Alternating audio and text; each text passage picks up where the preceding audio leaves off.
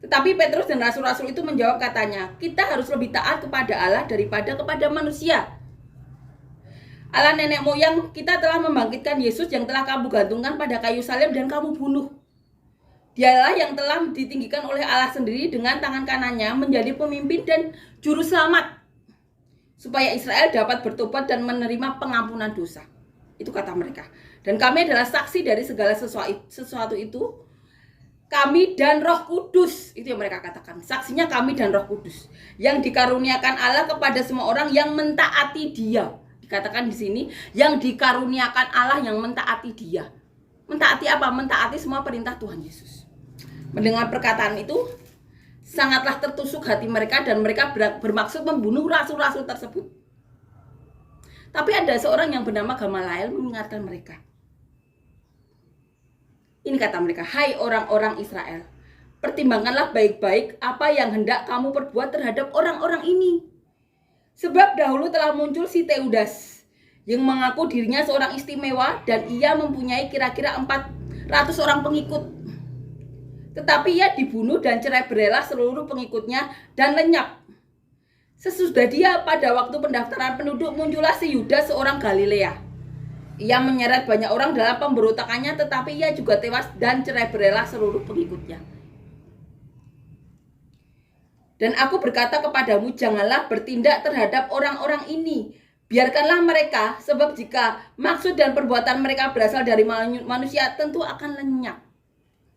Ini yang diajarkan Gamaliel, seorang Farisi, dalam mahkamah agama itu. Gamaliel mengingatkan banyak peristiwa. Di sini dikatakan Teudas, Yudas. Kalau memang orang ini berasal dari manusia, tentu dia akan lenyap seperti Teudas dan Yudas yang akhirnya meninggal tercerai-berai. Kalau mereka berasal dari manusia, dia pasti lenyap. Karena apa? Tidak disertai Allah. Roh Kudus tidak menguatkan. Lenyap seperti Teudas dan Yudas yang pengikutnya tercerai-berai dan Yudas pun mati. Tetapi kalau berasal dari Allah, kamu tidak akan dapat melenyapkan orang-orang ini. Mungkin ternyata juga nanti bahwa kamu melawan Allah. Ini yang dikatakan Gamaliel. Dan kalau ternyata orang-orang ini berasal dari Allah, kamu tidak akan dapat melenyapkan orang-orang ini. Bahkan kamu akan melawan Allah. Itu diingatkan oleh Gamaliel. Nasihat itu diterima. Mereka memanggil rasul-rasul lalu menyesah. Masih disesah juga. Tidak dilepaskan begitu saja. Dan melarang mereka mengajar dalam nama Yesus. Sesudah itu mereka dilepaskan. Disesah dulu baru dilepaskan. Dan ini rasul-rasul dikatakan ini tindakan rasul-rasul. Dikatakan di sini rasul-rasul itu meninggalkan sidang. Mereka meninggalkan sidang mahkamah agama dengan gembira. Mereka malah gembira karena mereka telah dianggap layak menderita penghinaan oleh karena nama Yesus. Seperti Tuhan Yesus juga yang mengalami penghinaan, mereka juga mengalami penghinaan. Dan mereka dikatakan di sini gembira karena layak menderita oleh karena nama Yesus. Dan setiap hari mereka melanjutkan pengajaran mereka di bait Allah dan di rumah-rumah orang dan memberitakan Injil tentang Yesus yang adalah Mesias. Mereka tetap memberitakan. Puji Tuhan. Gamaliel, seorang Farisi, mengingatkan mereka. Orang-orang yang di mahkamah agama. Kalau orang-orang ini berasal dari manusia, tentu dia akan lenyap. Tapi kalau dia berasal dari Allah, kamu tidak akan bisa melenyapkan. Bahkan kamu dianggap melawan Allah. Dan akhirnya orang-orang di mahkamah agama, imam besar itu melepaskan mereka. Mendengarkan nasihat dari Gamaliel.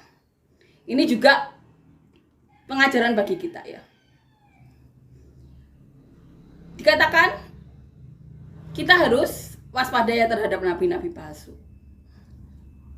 Tapi kita juga di sini dikatakan juga bahwa kita harus bijak juga seperti Gamaliel. Kita harus mengingat sejarah ya.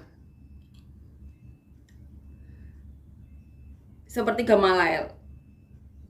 Karena orang-orang yang berasal dari manusia dikatakan pasti akan lenyap, tercerai-berai, bahkan kehilangan nyawanya. Tapi kalau berasal dari Tuhan, tentu orang-orang yang berasal dari Allah tidak akan bisa dilenyapkan, bahkan melawan Allah. Dan saat itu Mahkamah Agama mendengarkan nasihat Gamaliel, seorang Farisi, anggota dari mereka, tapi mempunyai kebijaksanaan ya. Amin ya, amin. Ini benar-benar mengajarkan kita kalau disertai oleh Allah, jangan khawatir asalkan kita tidak melawan semua perintah-perintah Allah.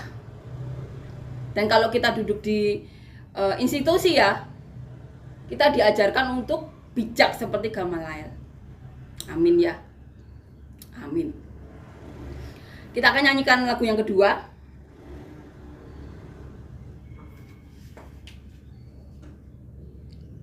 Berkuasa di bumi di surga, bertahta dalam kemuliaan. Dialah Tuhan Allah kita, namanya berkuasa, pembebas umatnya. Betapa hebat, betapa kuat dasarnya Allah kita. Dia berjaya atas semua perbuatannya. Betapa hebat, betapa kuat dasarnya Allah kita. Dia ternama Yesus Raja segala raja, Tuhan Allah kita. Amin ya, puji Tuhan. Amin.